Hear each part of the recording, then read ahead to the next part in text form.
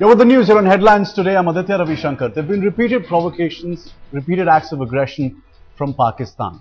We'll try and debate this issue, whether India can continue with the stand that it has been following for so far. Let's set it up for you first up. A veiled warning now coming from the Air Chief. Well, he said that India may have to look at some other options if Pakistan continues to violate the ceasefire on the LoC. Now, the question now is whether if this warning was meant for Pakistan, or did Browne actually want his voice to be heard within the government establishment as well. The Air Chief's tough talk coming amidst widespread outrage over the killing, the beheading of 2 Indian soldiers by Pakistani troops. Air Chief Marshal Browne terming violations at the LoC and the 2003 ceasefire agreement by Pakistan as totally unacceptable. Now, this is something which has raised questions over and over again. In fact, quoting from what he's also said, we're watching the situation carefully. If violations continue the way they are, perhaps we may have to think of some other options for compliance. Now, he's of course declined to elaborate on these options that he's talking about. He goes on to add options are options. If violations continue, we might have to look at the whole issue all over again. We have a ceasefire agreement. We have certain mechanisms, we have certain structures, and that is sacrosanct.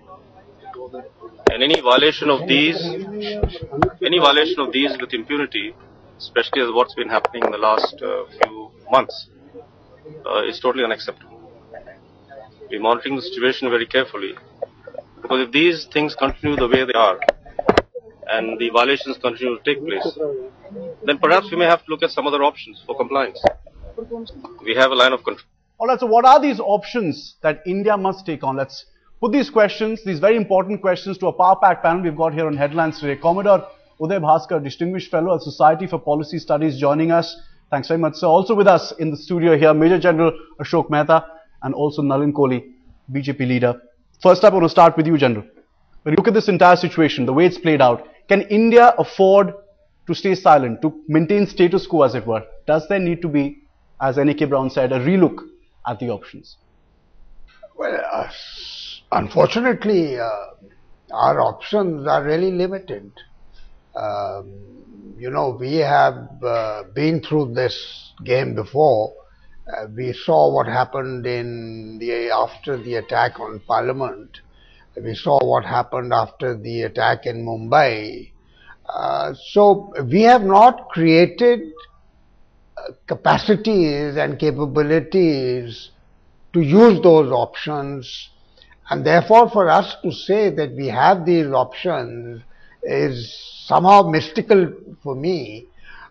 So from India's point of view, I think that what we should be able to do is to ensure that these incidents that occur, one thing we have to understand clearly, that these incidents will continue to occur because Pakistan will continue with its infiltration. The attack on Sarpanches in Jammu and Kashmir, yes, all this is as a result of the fact that the insurgency in Jammu and Kashmir is dying, almost dead. They have about 100 odd terrorists left within Jammu and Kashmir, both sides of the Pir Panjal, to carry out this insurgency. Their leadership is dried up, Pakistani sponsored insurgency. So they are at a great pain, the Pakistan ISI and the Pakistan Army, to reignite this insurgency. And that is why this attack on the Sarpanches, to push in as many infiltrators as possible to boost the levels of the fighters, the rank and file. And therefore, if this infiltration is to continue, we have to ensure from India's side that we have certain other coercive and covert capabilities, not on the line of control. Line of control is tit for tat. So those capabilities act as a deterrent, and we must ensure. No, Commodore Uday Bhaskar, where are these covert, capabilities that India needs to have, it seems? Because the options on the face of it seem very limited. General Mehta also making that point. How do you see this going forward? Because certainly status quo cannot be maintained. Pakistan cannot be allowed with these repeated acts of aggression and India just silently watching as a mute spectator on one end of the phone line, of the hotline, asking for some kind of response. Actually, I'd like to identify these as three separate issues. One is the violation of the ceasefire, and I think that was the context in which the air chief had made his remarks. The second is the fact that 2 Indian soldiers had been mutilated and 1 had been beheaded. And the third is the impact of the proxy war from the other side of the border, which is most recently manifest in the attack on the Sarpanchs, which relates to the internal dynamic in Jammu and Kashmir. So my own reading is that this particular incident, I think, should be treated as a local issue, and India and Pakistan are going to have a flag meeting. And the fact that we've had as many violations as we have, there is a steady increase in the number of violations since the post-Musharraf period, meaning since General Kayani took over. Yes. Is there something that we need to infer and be able to convey to the Pakistani side? I think that is one set of issues. As far as the mutilation, beheading, I think that has to be addressed as a separate issue. And finally, what can India do to prevent the ingress of terrorists or militants, whatever be the nature of the identity? And the fact that they are attacking elected officials in India, for instance, they have been targeting Sarpanchs. So I think India really has to take stock of this. And when the air chief made this reference to options, I think in a way he was reflecting what the government has said since the beginning of this entire cycle of events. If you recall what the defense minister said, if you recall what the national security advisor, Mr. Shiv Shankar Menon, had said, and now what the air chief has also said, that government is aware as to what has happened on the ground, and that it will look at options. And as I see it, by the way, if I could just add, that the immediate inference of an option is not that, India is going to carry out something which is militarily escalating. There are, I would imagine, again, to use the word options, even at the local level, whereby the ceasefire violation itself is addressed by the local units and their own. No, but why is there no clarity? Nalin, why is there no clarity? What the government wants to do? I mean, you have these comments coming across from the air chief as well, that we're looking at options. You hear these words, in various other ways from the political establishment as well, from the government establishment, I should say. But what is really happening? On the borders, repeated infiltrations happen, repeated acts of firing happen. Today as well it happened. Where does it stop? I think we need to look at the big picture. And the big picture is that there is a sense of outrage, there's a sense of anger, and there's also a sense of anguish probably among the people at large, and certainly in segments of the armed forces, given the incident that has happened. The entire talk that has been, or the debate focus that has been on for the last week or so, has been after the barbaric incident on the LoC. Yes. So I think we need to first of all de-link from the rest that Commodore Uday Bhaskar is speaking about, and let's start from there. Now, given the mood that you're seeing across the nation, and I don't think it takes anyone much to see, you only have to scan the newspapers and all the television channels, you find that what Mr. Jaitley said today is correct. You haven't had a word from the highest office, which is the Prime Minister. There seems to be no clarity about at the government's end. The BJP has specifically said we will support the government in any decision that they take, any strong thing, but we cannot afford to have this kind of thing happening again and again. Now, the second point here is what are the options and why the air chief has spoken. I can't comment on that. I'm not a defense expert in that sense. However, I think to an extent it probably reflects the mood within the armed forces. After all, it is someone from the armed forces whose body has been mutilated. Yeah, General Mehta, you think this is the problem? Let me just finish my point, because I've been hearing about that, the rest of the comments very carefully. The third is, let us talk about what about India and Pakistan options. I think we need to look back and see repeatedly Pakistan has very rarely delivered. Now, certainly it can be said during the NDA time also, after Parliament attack, we went ahead and had a re-engagement with Pakistan. Okay. Then there's no doubt about it. But foreign policy and defense is a matter that does not run government to government. It runs from a nation's perspective. Yes. And in a nation's perspective, lessons have to be learned. Now, certainly Pakistan doesn't seem to be, it's always leave this incident, let's move ahead kind of attitude. So I think at the core, the government has to take effective steps to first strengthen ourselves internally, as General Mehta just pointed out, cross-border terrorism is a matter of concern. Incursions have been happening regularly. So these are big issues. They cannot be ignored. And the government has to take some firm resolve and take the nation into confidence. You think, General Mehta, that perhaps the message going across from the government establishment to the armed forces is also one not of confidence? It is one of perhaps, no sense of direction, because what seems to be happening is a lack of will, and that's the message which seems to be seeping through. No, I don't think it is precisely that. What needs to be done is that we should revisit the ceasefire agreement on the line of control with Pakistan, which was negotiated in November of 2003. Because unless we revisit that agreement, you are going to continue to have these efforts, these incidents of violations of the ceasefire as well as of the line of control. And as a result of this, what you will see is tit for tat, what has happened in the recent. So I think some measures at the local level have to be taken, like this flag meeting that is now taking place. These flag meetings used to happen in my time at the battalion level and the brigade level.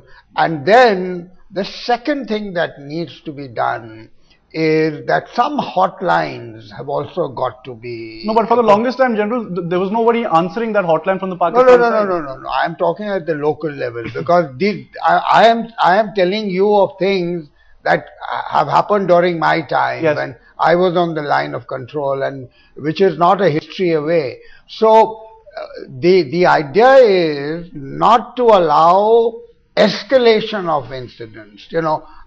What has happened now is one side did something, you retaliated, they counter retaliated, and this thing has blown up into where the air chief has to say that if the ceasefire violations continue, we have to visit other options. And these options, certainly the air chief is not talking about using the air force on our side of the line of control to defeat infiltration, because that's not what the air force is meant for.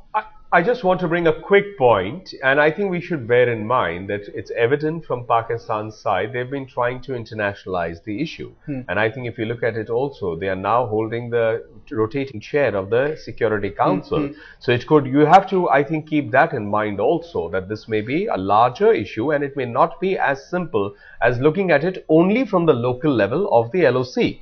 So I think, Government of India has to look at the big picture and has to look at national security and national strategic interests before anything, and certainly the nation requires to be taken into confidence. Commodore Bhaskar, you think that's the way ahead? Look at third-party intervention. We know that for the longest time, India and Pakistan, minus, if you don't take into account Pakistan's recent stand, has, both nations have been averse to looking at third-party intervention.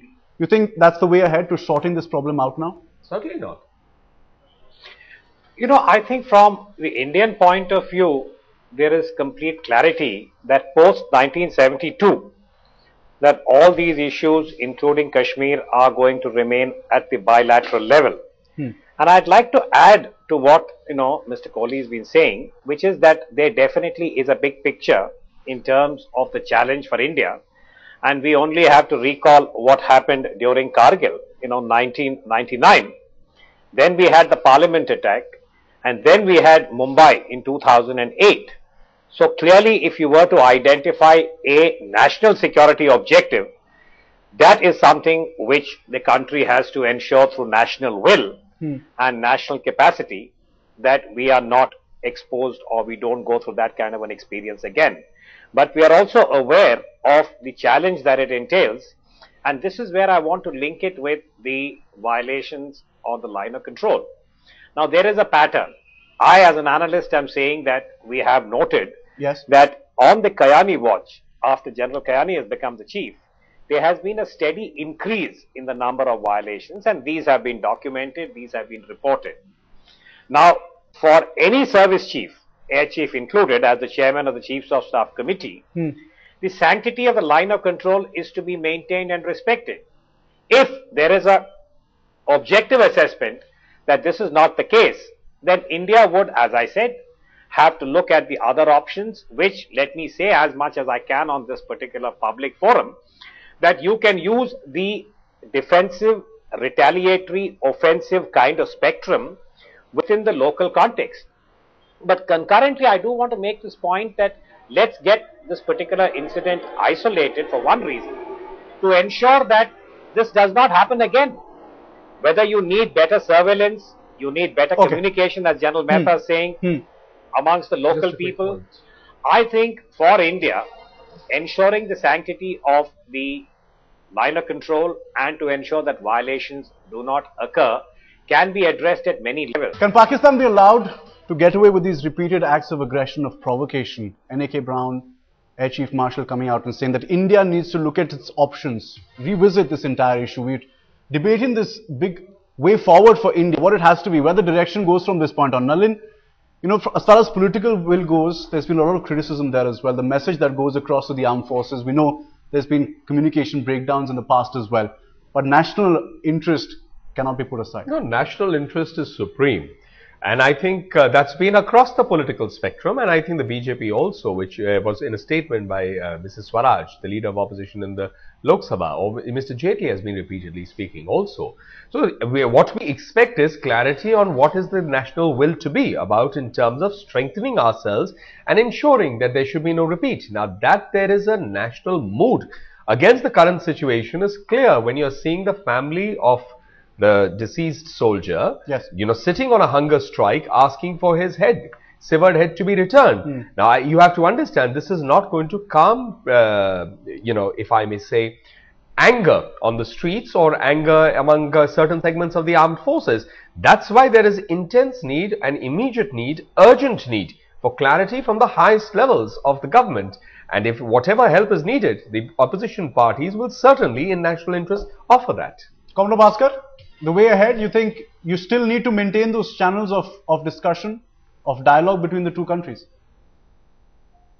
Yeah, I maintain that India must, you know, remain engaged with Pakistan as far as the framework and the resumed dialogue is concerned. And within that, yes, today there is a lot of anger and anguish in the country over this particular incident and the beheading of one soldier. My only submission as an analyst is that it must be placed in the appropriate context with Pakistan, and to the extent that we are able to prioritize the various tracks that have been opened, I would suggest that it is possible to engage with the Pakistanis and make this the number one issue in the context of the dialogue and seek the compliance as far as, in the first instance, the line of control and the violations that we have noted. And concurrently, I still believe that we must work out the procedures on the ground. And I think, you know, the way in which the two armies have dealt with each other at the battalion level, at the company level, is something that goes back to Kargil 1999. And I think there is a certain professional signaling that goes on across the line of control, which I'm sure my army colleagues would be able to illuminate in greater detail. So again, in the country, I think we should be able to see this in the appropriate context.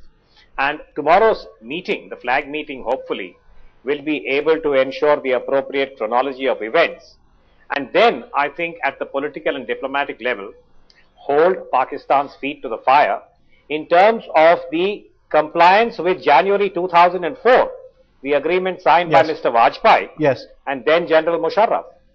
And that's the suggestion I would make, that we must, I think, keep the focus on the terrorism issue, the cross-border violations, and the way in which the Pakistani side is, I think, complying with its side of the agreement. General Mehta, I want you to have the last word here. There has to be, you know, an end to this, be it through dialogue, be it through discussion, whatever it is. Well, we are not going to be able to end it.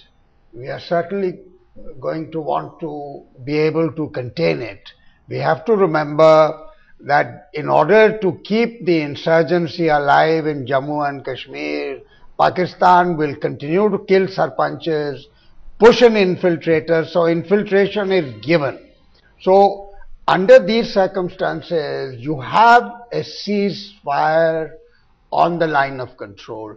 We should revisit the ceasefire agreement on the line of control at the political level. And whatever are the discrepancies in the modalities of implementation of that ceasefire must be corrected. Number two, that at the local level, commanders, like the flag meeting tomorrow, flag meetings are very localized affairs, and therefore they can diffuse tensions at the local level. But on the line of control as a whole, the effort has to be now to get a meeting at the political level between joint secretaries or whoever, and get this ceasefire. We should not lose the ceasefire on the line of control. That is very important for us, and for the Pakistani side, it is a great disadvantage because they cannot push in their infiltrators without firing. Well, so when they fire, it's a violation of the ceasefire. Let the ceasefire be maintained, let there be dialogue, and let the situation get better from this point on. General Mehta, Narendra Kohli, Comrade Bhaskar, appreciate you joining us with your inputs on this story.